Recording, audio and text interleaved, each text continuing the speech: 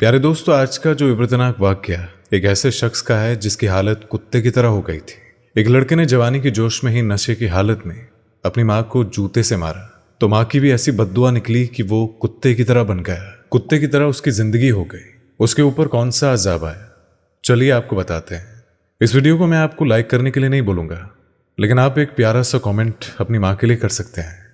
दोस्तों, ये वाक्य एक मौलाना बयान करते हैं। वो कहते हैं कि तबलीगी दीन के सिलसिले में हम अक्सर एक शहर से दूसरे शहर जाया करते थे। एक मर्तबा मैं और मेरा साथी वापस लौट रहे थे, तो एक हॉस्टल में चाय पीने के लिए हम रुक गए। वहां पर एक चारपाई पड़ी थी और उस चारपाई पर एक ऐसा शख्स हमने देखा कि उसे देखकर मैं कांप उठा। आज भी अगर उसका चेहरा मुझे याद आ जाए तो मेरा दिल कांप उठता है। उसकी हालत ऐसी इब्रतनाक थी कि आज तक मुझे वो मंजर याद है। उसका जिस्म हड्डियों का ढांचा हो चुका था, मक्खियां भिनभिना रही थी। उसके आसपास ऐसी बदतर हालत थी कि मेरा वजूद कांप जाता है जब मैं उसे याद करता हूं। उसके एक पैर पर एक कपड़ा डला हुआ था और उस पर भी मक्खियां भिनभिना रही थी। उसको कोई पूछने वाला नहीं था, उसका कोई साथी नहीं था। मौलाना साहब बताते हैं कि वो मुझे देखने लगा और रोते हुए हाथ जोड़कर मुझसे कहने लगा, मौलाना साहब मेरे पास आइए। अब हमारा तो यह हाल है कि हम राह खुदा में निकलने वाले लोग हैं। हमारी नज़र में कोई बुरा नहीं होता है, हमारी नज़र में सिर्फ गुनाह बुरा होता है, इंसान बुरा नहीं होता। उसका किया गया काम बुरा है। अब मैं उसके करीब आ गया और उसने मेरा हाथ पकड़ लिया और बेतहाशा रोने लगा। काफ़ी देर तक जब वो रोता रहा तो उसने बोलना शुरू किया और कहने लगा, मौलाना साहब मुझे इब्रत से देखो, हिराकत से देखो। अभी मैं आपकी तकरीर सुन रहा था और मेरा दिल कांप गया। सोचा आप अल्लाह के नेक बंदे हो, तो आपका हाथ पकड़कर मैं अल्लाह पाक से माफ़ी मांग लूंगा और अल्लाह मुझे माफ़ कर देगा। और वो आदमी कहने लगा, मौलाना साहब मैं बहुत अमीर इंसान था। ये जो दुकान दिख रही है ये मेरी थी। वो जो दूर एक बड़ा सा मकान दिख रहा है वो मेरा था। मैं बहुत अमीर इंसान था। अल्लाह पाक ने मुझे बहुत दौलत अता की हुई थी, लेकिन मैं गुनहगार था। शराब पीता था, जुआ खेलता था, गलत औरतों में फंसा हुआ था। मेरा बाप इस दुनिया से जा चुका था, लेकिन मेरी माँ थी और मैं अपनी माँ का बहुत नाफरमान था। उसकी कोई बात नहीं मानता था, उससे बदतमीजी करता था। रात में देर तक अपने आवारा दोस्तों के साथ शराब पीकर जब मैं अपने घर आता था तो मेरी माँ को मैं हकीर समझते हुए धक्का देता था। मैं इतना अमीर इंसान था, लेकिन नौकरानी की तरह मेरी माँ मेरे लिए खाना और घर का काम किया करती थी। इतना हट्टा कट्टा सेहतमंद इंसान मैं था, शेर की तरह बहादुर था। लेकिन यह कैसी बहादुरी कि मैं अपनी माँ पर ही इतना बड़ा जुल्म करता था। अपनी माँ का ही नहीं था, इतना बड़ा मेरा कारोबार था, लेकिन आज मैं फकीर हो गया हूँ, भीख मांगता हूँ और अब तो लोग मुझे भीख भी नहीं देते हैं।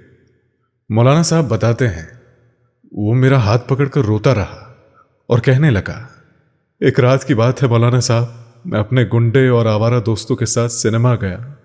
वहाँ मैंने फिल्म देखी और जब रात को मैं घर दाखिल हुआ तो मेरी माँ जाग रही थी। मेरी माँ उस वक्त गुस्से में थी।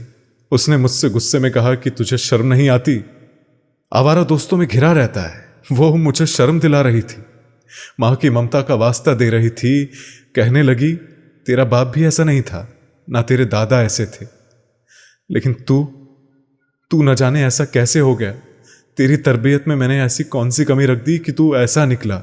तू क्यों नहीं सुधरता है? क्यों पैसों को तू पानी की तरह बहा रहा है? ना तुझे अपने घर की फिक्र है, ना बीवी की और ना ही बच्चों की। और मैं तो तेरी माँ हूं ही नहीं। और मेरी माँ मुझे कहने लगी कि शर्म आती है तुझे अपना बेटा कहते हुए। तेरे बाप का किरदार इतना अच्छा था, वो कितना शरीफ इंसान था, पूरे इलाके में उसकी इज्जत थी, लेकिन तूने तो अपने बाप का नाम ही डुबो दिया। मैंने उससे कहा कि बुढ़िया बहुत बकवास कर रही हो, मुझे खाना दे दो वरना मैं सोने जा रहा हूं। तो उस वक्त वो माँ की ममता में जोश खा रही थी। उसको गुस्सा आ रहा था। उसने कहा कि खाना मांगता है, किस मुंह से खाना मांगता है? और इतना सुनकर मुझसे बर्दाश्त नहीं हुआ। मैंने अल्लाह के कहर को आवाज दे दी और माँ से बदतमीजी करने लगा। और जो मैंने दूसरा काम किया वो ये कि अपना जूता उतारा और अपनी माँ को मारने लगा, और उनमें से 2 बार मेरा जूता उसके मुंह पर लगा। मौलवी साहब आप ही बताइए, क्या कभी किसी बेटे ने अपनी माँ को इस तरह से मारा है? नहीं मौलाना साहब, नहीं। मैं वो गुनहगार हूं जिसने जूते से अपनी माँ को मारा है। वो सदमे से वहीं खड़ी थी। उस वक्त मैंने अपनी माँ की आवाज़ सुनी। मैं तो शराब के नशे में धुत था, लेकिन फिर भी मुझे आवाज़ आ रही थी। मेरी माँ कह रही थी, ऐ अर्श वाले, क्या इसीलिए तूने मुझे ये बेटा दिया है? क्या इसीलिए मैंने ये बेटा पैदा किया कि आज ये नौबत आ गई कि एक माँ अपने बेटे के हाथों से जूते खा रही है और उसका बेटा उसके मुंह में जूते मार रहा है। इससे पहले ये मुझ पर और जुल्म करे, मुझे अपने पास बुला ले अल्लाह। मैं इस जिल्लत में और नहीं रह सकती। इसकी हालत अब तू ऐसी कर देना कि ये आवारा कुत्तों की तरह गलियों में फिरता फिरता रहे और कुत्ते जैसे इसकी हालत हो जाए। मौलवी साहब, इतना कहते हुए वो वहां से चली गई। मैं तो होश में था ही नहीं, बिस्तर पर गिर गया और सो गया। और सुबह मुझे याद आया कि मैंने माँ को क्या कहा था, लेकिन अब तो माँ की बद्दुआ लग चुकी थी। सुबह जब मैं उठा तो मेरी एक टांग में दर्द हुआ और वो दर्द इतना बड़ा कि मैं डॉक्टर के पास गया और डॉक्टर ने मुझे जवाब दे दिया कि आप किसी बड़े अस्पताल में जाकर अपना इलाज करवाएं। उसके बाद मेरी माँ का 1 हफ्ते बाद ही इंतकाल हो गया। मैं हर जगह गया, लेकिन मेरा इलाज कहीं नहीं हुआ। मेरी जो ये टांग थी ये सड़ चुकी थी और इसी वजह से मेरी टांग को काट दिया गया और उससे जख्म हो गया और उसकी वजह से उसमें कीड़े पड़ गए। और देखिए मौलवी साहब, आज मेरी टांग का ये हाल है। मौलाना साहब कहते हैं कि इतना कहकर जब उसने कपड़ा हटाया तो मैं क्या देखता हूं कि उससे पीप बह रही है और उसकी टांग के आसपास मक्खियां भिनभिना रही है। यह देखकर तो मेरा दिल जैसे कांप उठा, लेकिन मैंने उससे नहीं कहा। उसने कहा, मौलाना साहब, सिर्फ यही नहीं, मेरी माँ तो 1 हफ्ते बाद ही चल बसी, लेकिन वो ये सदमा बर्दाश्त नहीं कर सकती थी। 1 हफ्ते बाद ही उसका इंतकाल हो गया, लेकिन उसके बाद मेरी कुत्तों वाली हालत हो गई। मेरी माँ ने जो मुझे बद्दुआ दी थी उसका असर मुझ पर होने लगा था। कुत्तों की तरह लोगों के टुकड़ों पर पल रहा हूं। लोग मुझे कुत्ते की तरह भी क्या देखते होंगे, और लोग मुझे कुत्ते से भी बदतर देखते हैं। आप मेरा चेहरा गौर से देख लो। लोग मुझ पर लानत भेजते हैं, धुतकारते हैं और रोटी मुझे इस तरह से देते हैं कि जैसे कोई गली का कुत्ता हो। मौलाना साहब, मुझे जीने का कोई हक नहीं है। हाँ, मैं नहीं जीना चाहता। मेरे जवान बेटे मेरे सामने से गुजर जाते हैं, कोई भी मुझे अब्बा अब्बा कहकर नहीं पुकारता है।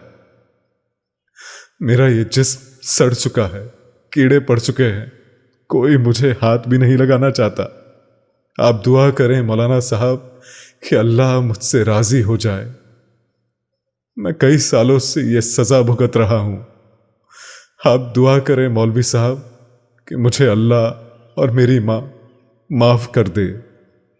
मौलाना साहब बताते हैं कि उसने ये बात बताते हुए उसके बाद वो खुद जमीन पर गिर गया और उसके बाद फिर उसकी आंखें हमेशा हमेशा के लिए बंद हो गई।